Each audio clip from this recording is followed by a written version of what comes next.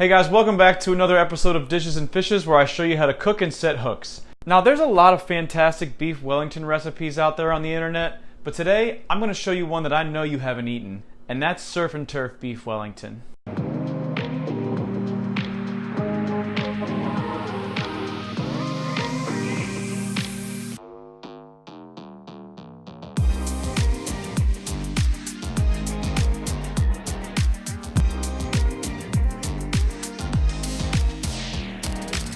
The reason I'm making this recipe is because the grocery store had beef tenderloins on sale, and as you can see, I got this one for $5.99 a pound.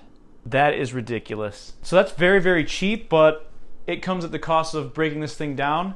So let's get into it.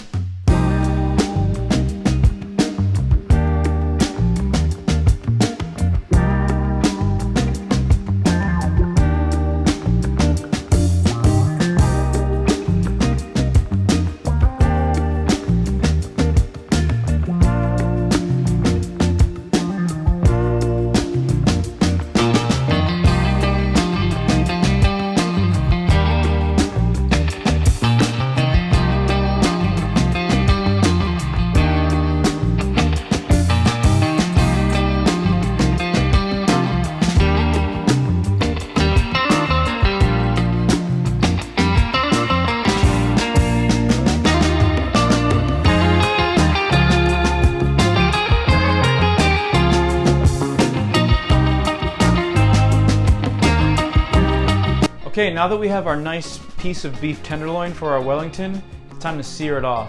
So make sure when you sear this, you have a nice hot pan. This is going to set the tone for the flavor of the entire dish. So I'm going to sear it very quickly on each side in a frying pan.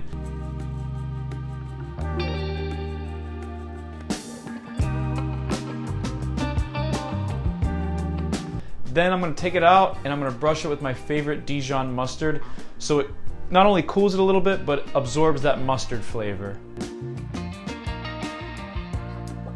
Now that our beef is seared and rubbed with mustard, we're going to set that aside and it's time to make our duxelles. Typically, duxelles is a finely chopped mushroom paste that's used in the beef Wellington. For this Wellington, I'm going to be using a mixture of cremini and shiitake mushrooms that I actually got locally. And I'm going to combine my mushrooms with the meat from one lobster. You can use 2 if you're super hardcore.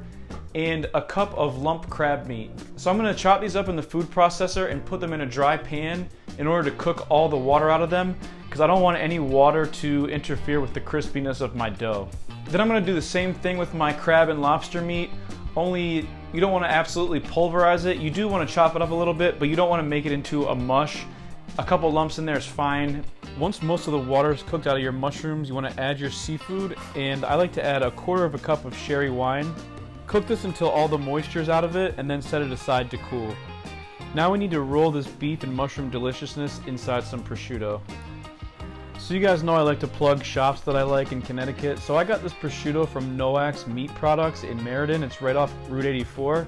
They've been grinding and smoking their own traditional German meats for 60 years. They've got everything from different types of sausages and liverwurst, different types of bolognas, homemade hot dogs and frankfurters, blood sausage, head cheese, and all the traditional German meats you could want, including the prosciutto that we're going to use for this recipe. Definitely got to check out Noack's Meat Products in Meriden.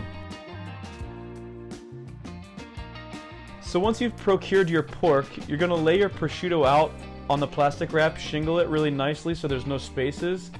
Then you're going to spread out your crab and mushroom duxelle in a nice layer over top of the shingled prosciutto like this.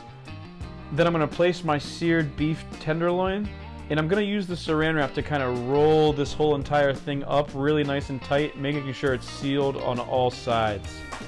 Then I'm going to roll my plastic wrap so it's nice and tight, and I'm actually going to put that in my freezer for about 30 minutes to cool and harden up. Now I'm going to take my puff pastry dough, and it comes a little small, so I like to roll it out so it's a bit larger for my meat. Then I'm going to very carefully roll the entire thing up in my puff pastry dough, making sure that I cover it very thoroughly on all sides. Once it's completely rolled, I like to do the crimp and fold method on the sides. So I crimp it down, then I'll fold it under. This ensures that it's completely sealed. Then I'll just double check and make sure that it's nice and tight. Now you're going to need a second sheet of puff pastry dough, and you're also going to need this lattice cutter, which I got on Amazon for $9. So take your lattice cutter and cut a nice section out of the second piece of puff pastry dough. Then I'm going to take my knife and just square it up nicely. Now I'm going to put some egg wash on the one that I rolled up just to kind of act as glue for the lattice. Spread my lattice out nice and carefully and gently place it over top of the glued Wellington. And it'll actually open up in the oven if you don't get all the holes open, so don't worry about it. I'm just going to straighten it out as much as I can. Then I'm going to egg wash the entire thing once again. And once it's egg washed, I'm going to just sprinkle some flaky salt over the top. And she's ready to go in the oven. Then I'm going to put that in the oven for 30 minutes at 425. That's going to give me a nice medium rare beef tenderloin. And she should look like this, beautiful golden brown crispy deliciousness. So that's it, guys. Surf and turf beef Wellington. I think this would definitely benefit from adding your favorite sauce to it. But an easy holiday meal, try it out yourself. Thanks for watching.